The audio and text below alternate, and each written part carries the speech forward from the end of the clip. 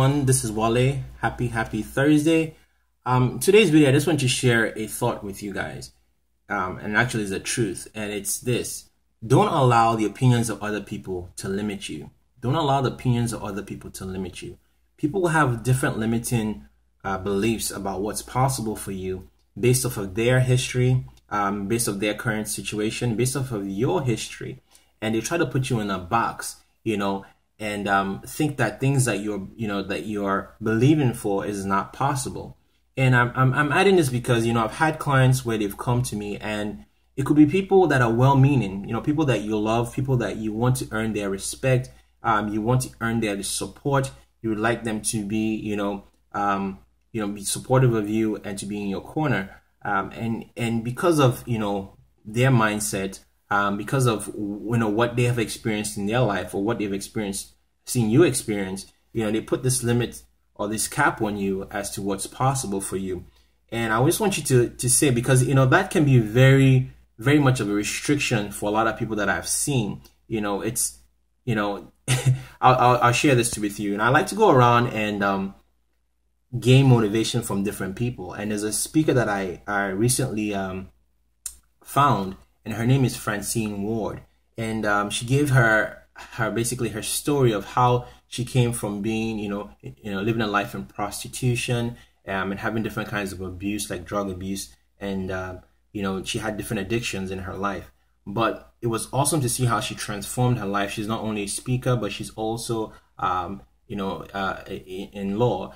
She's a lawyer as well. So it's good to see the transformation in her life. And, she's also an author right now. So it was just wonderful to see. But there's a statement that she made. She says, you don't go to a hardware store to look for grocery items.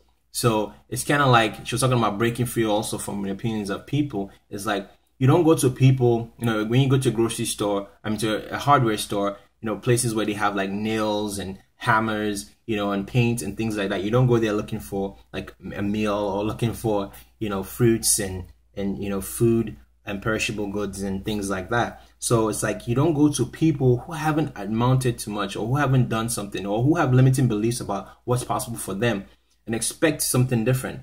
Of course they're going to tell you the best that they're giving you. It's not that they're trying to be mean. It's just that the opinions of what's possible is based off of limiting beliefs that they have and they haven't overcome already. So be careful where you get your opinions. Not that you can't get advice from people, but even as a coach, I found this, and that's why I love coaching. Because in coaching, my job is not to necessarily give people advice, although people have different misconceptions about what coaching is. It's not about me giving you advice and telling you what to do and what's best for your life. It's about me looking at you as a genius and trying to work with you to extract the genius from out of you. So because I've seen this to be true, and when I heard about the concept of coaching, I thought it was kind of weird. Like, I'm supposed to be the expert.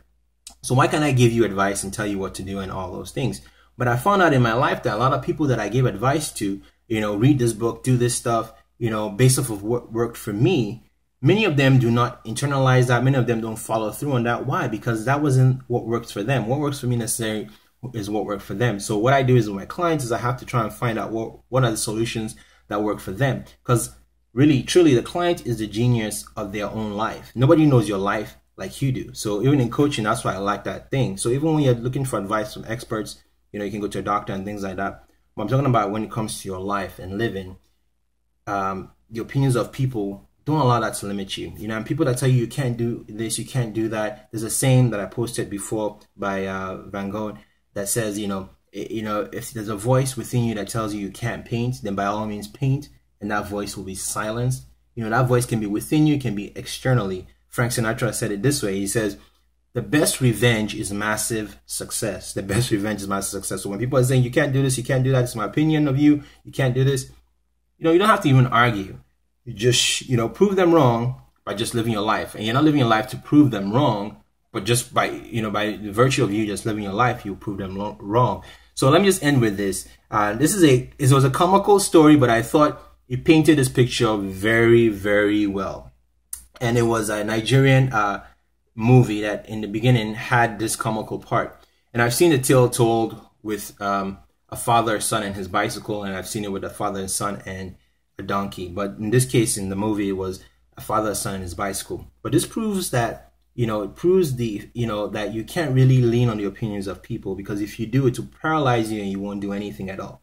So in this movie, the father and son had a brand new bicycle, and they were they weren't riding the bicycle, they were pushing the bicycle because it was so new. They didn't want to do anything. They just wanted to set their goods on it. Like if they had like a bag of something, they put it on the bicycle and they were just pushing it, but it was so brand new they didn't want to scratch it or anything. And then one man saw them, and this person says, you guys are very silly. Look at you, old man. Look at you, young lad. You're very silly. You have a brand new bicycle and you're just pushing it. You're not even utilizing it. Goodness gracious. If I had a brand new bicycle, the things I would do. And he walks away. They look at each other and they say, So they both sit on the bicycle and they're trying to maneuver the bicycle. And then not long on their journey, someone else walks to them and says, hey, you guys are so silly.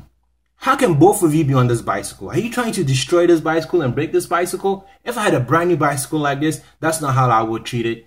And then he walks away and they looked at each other. And so the young lad gets down and the older guy sits, the dad stays on the bicycle, and they're going along the merry way. And then someone stops them along the road again and says, you guys are so silly. Look at you, old man. You must be ashamed of yourself. Look at your young lad just walking and you are just on the bicycle. You should be ashamed of yourself.